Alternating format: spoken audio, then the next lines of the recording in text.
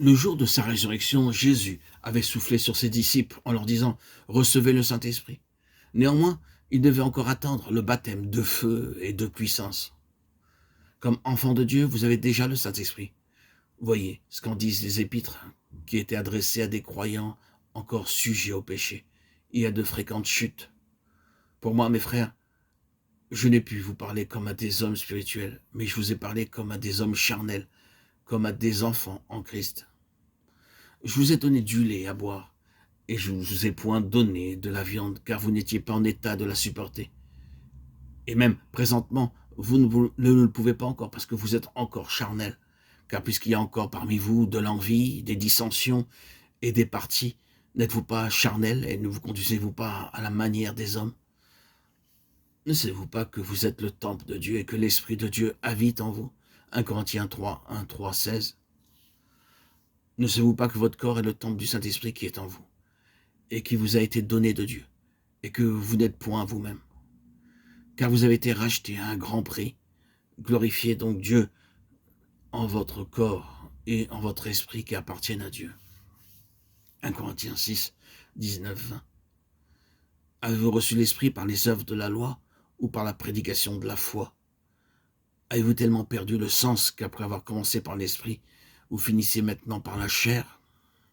Galates 3, 2, 3. Et parce que vous êtes enfants, Dieu a envoyé dans vos cœurs l'Esprit de son Fils, lequel crie « Abba, Père ». Galates 4, 6. Avec foi aux paroles de Dieu, commencez donc par cultiver en vous cette paisible assurance. Le Saint-Esprit demeure en moi. Si vous n'êtes pas fidèle en ceci, vous ne pourrez pas attendre davantage encore.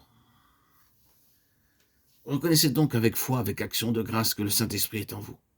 Chaque fois que vous entrez dans votre chambre de prière pour vous entretenir avec Dieu, commencez par vous recueillir et vous souvenir que l'Esprit est là, en vous. L'Esprit de prière qui crie « Père ». Présentez-vous à Dieu en reconnaissant distinctement devant lui et jusqu'à ce que vous en soyez vous-même intimement convaincu que vous êtes le temple du Saint-Esprit. Après cela, vous serez dans la disposition voulue pour faire un pas de plus, pour demander à Dieu, très simplement, très tranquillement, de vous accorder aussitôt l'action de son Saint-Esprit.